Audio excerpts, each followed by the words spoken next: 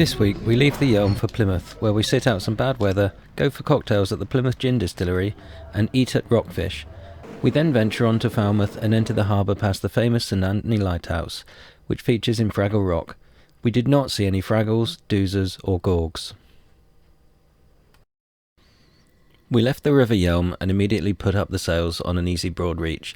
We hardened up to close haul to get past the breakwater and then eased to sail almost all the way to the marina. Unfortunately, being new YouTubers, we didn't film any of this, or the run along Plymouth seafront we did the following day. We have improved in the month since, so apologies.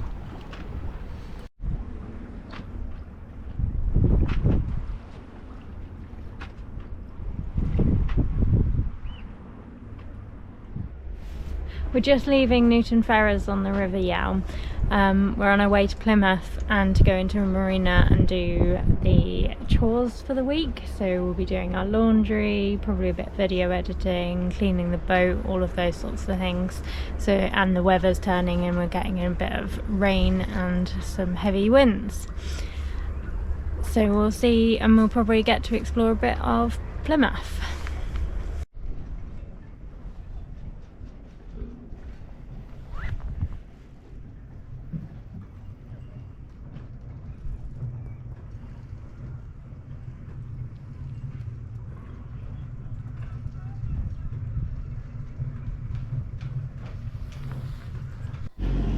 Plymouth Gin Distillery was founded in 1793, although the building itself is from the 1400s and had been used as a monastery by Blackfriars. To put that in perspective, if you'd been born on the day that America declared independence, you would have been too young to drink the first batch of gin. The distillery produced gin for the Royal Navy in Nelson's time and was the official gin of the Navy. Each sailor got a ration of rum each day, often served as the cocktail gimlet with lime juice to stave off scurvy. This led to the term limeys being used for the British. The distillery produces a Navy-strength version of the gin, which is stronger than the standard at 57% alcohol by volume. This was required so that if gin was spilt on gunpowder, the powder will still light. It also served as a check for the crew that their gin was not watered down, and a test could be performed to prove the strength by pouring some onto gunpowder.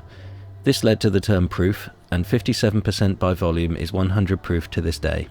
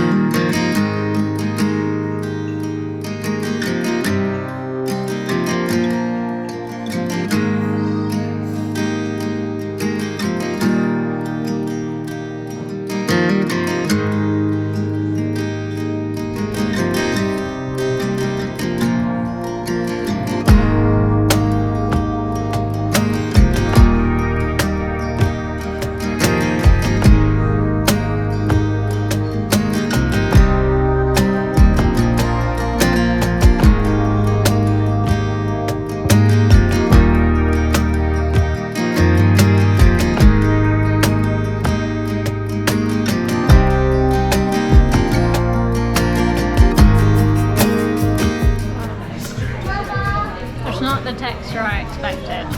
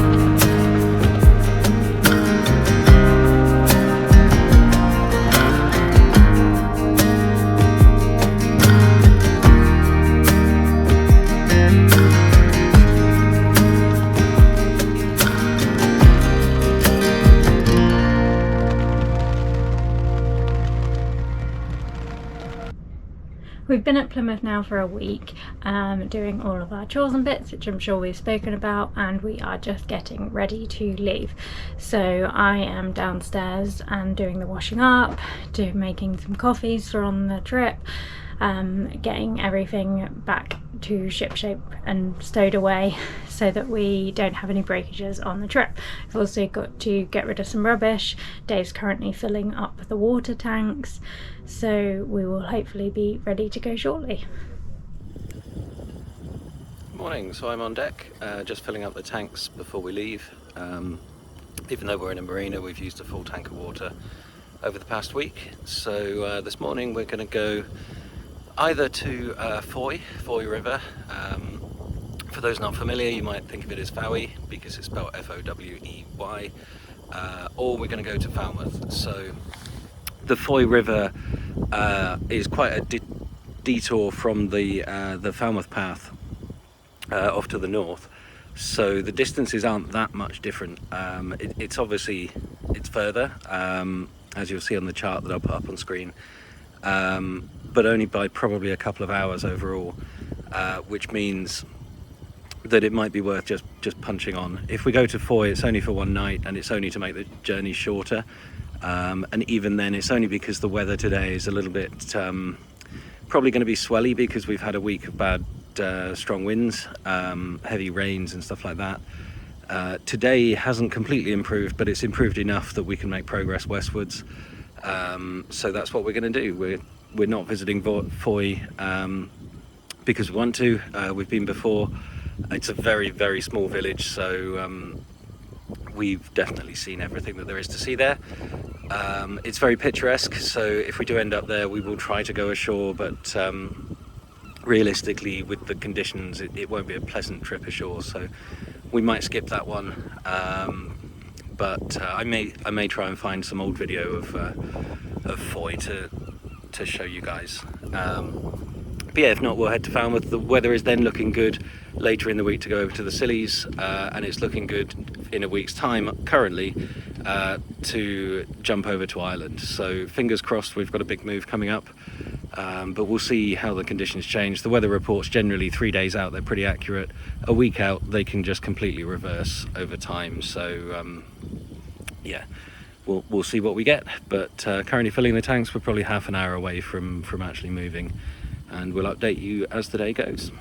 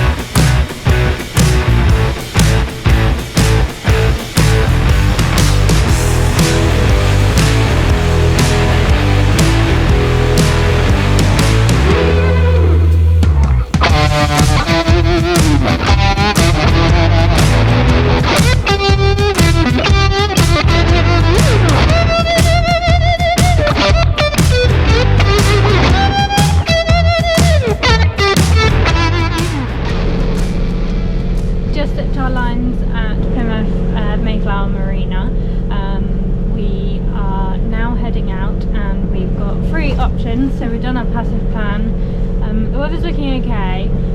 It's been a bit rainy and stormy the last couple of days, so we're slightly worried about the roll and the wash of the sea.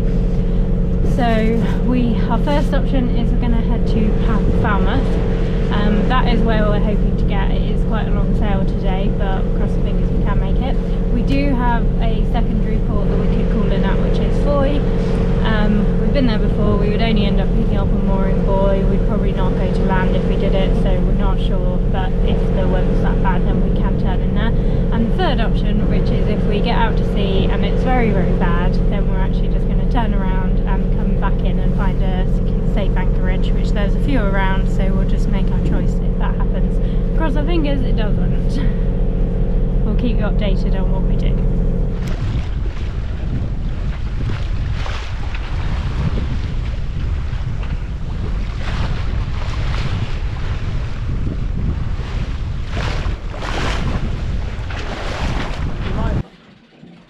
We have now broken up into shifts just to get ourselves into the shift pattern again.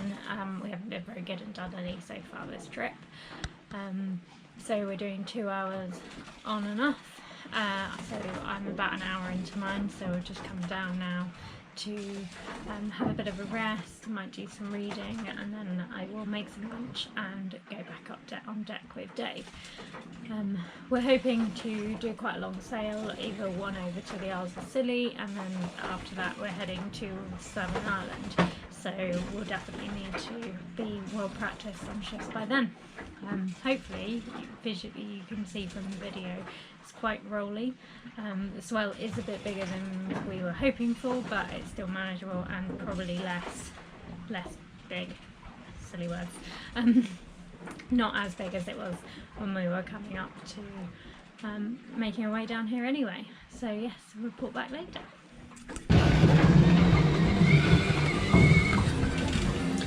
We're about halfway to Falmouth now.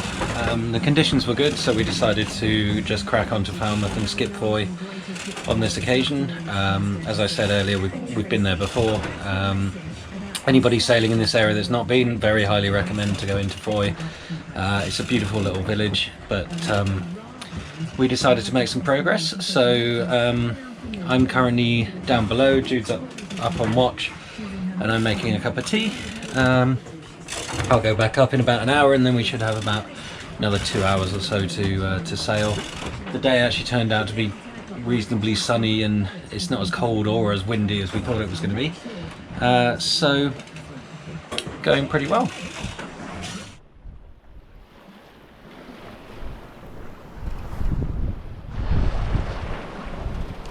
I'm back on watch now, so I've got 2 hours up here. The conditions aren't too bad. There's quite a lot of swell coming through, so, and that knocks us off course slightly, and then because the wind's behind us, the sails just flap a little bit, but then we just get back on course. George, the autopilot, is currently steering, and he has been, and doing quite a good job today at managing to keep up with the waves, so we'll probably leave that with him for a bit. The sea is very inky black today. It's very weird. I don't know if it's because of all the weather that we've had, like there's a lot of rain yesterday, and maybe that's just stirred it all up. But yeah, it's very black. I'm still on the watch for some dolphins. The last time we were around this area, we obviously saw quite a few, and I'm crossing my fingers, but we haven't seen any so far down them.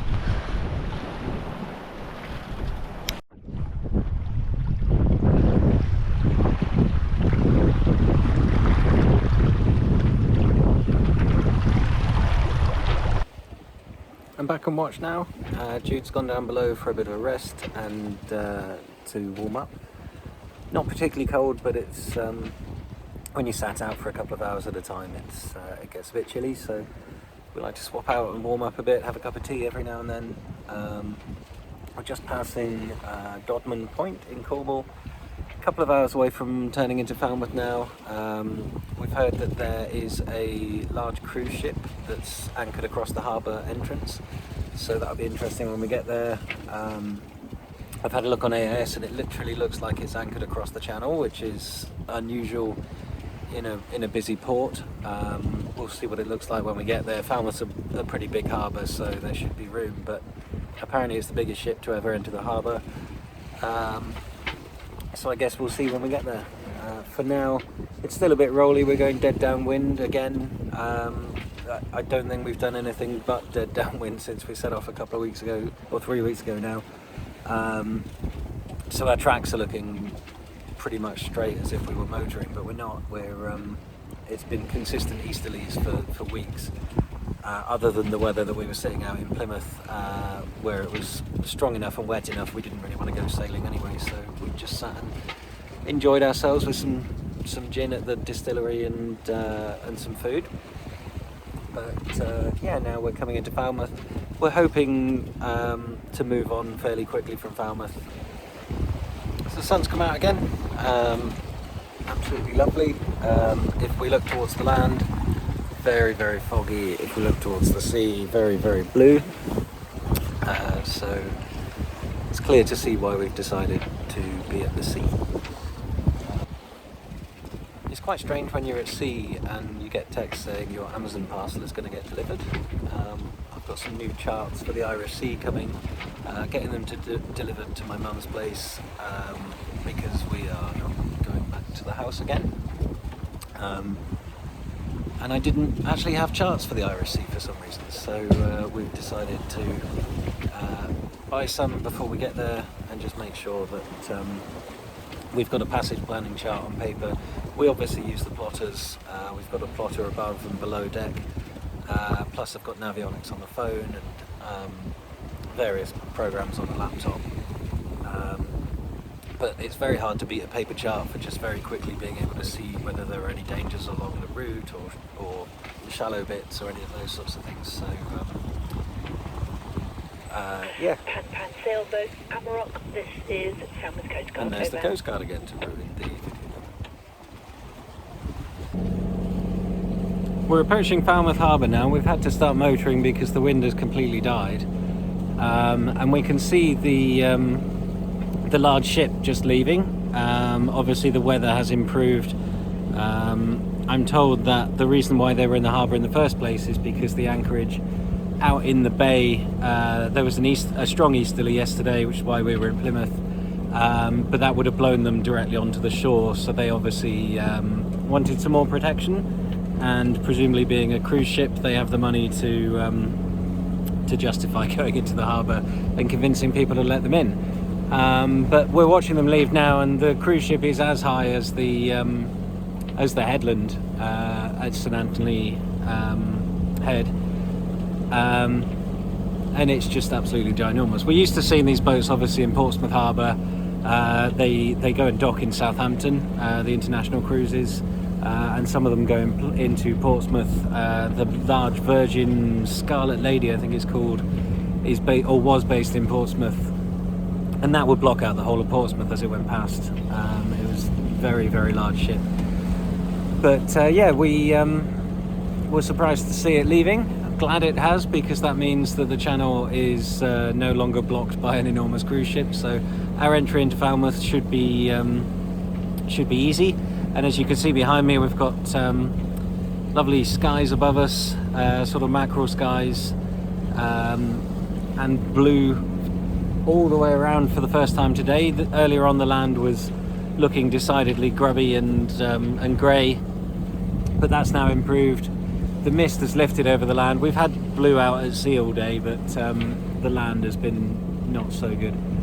But yeah, we're nearly there. We're going to drop anchor tonight, probably at St Just, and then work out our plan tomorrow as to where we're going to go after that. Probably a couple of nights at anchor, and then one night in a marina. We've got to get rid of the... I don't think we've shown you guys the enormous box that the new life raft came in.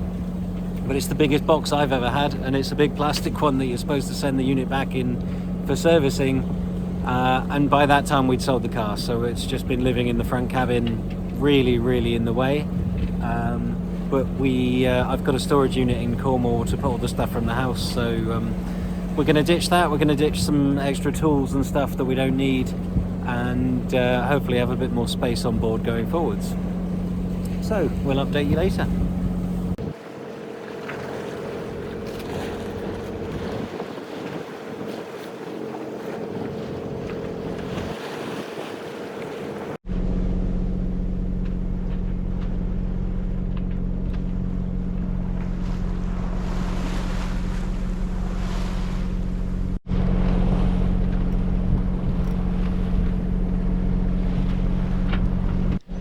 Thanks for watching. We hope you join us again next week when we push further west to the Isles of Scilly. If you enjoy our adventures, please click subscribe below. It's free and just adds our content to your feed so you don't miss an episode.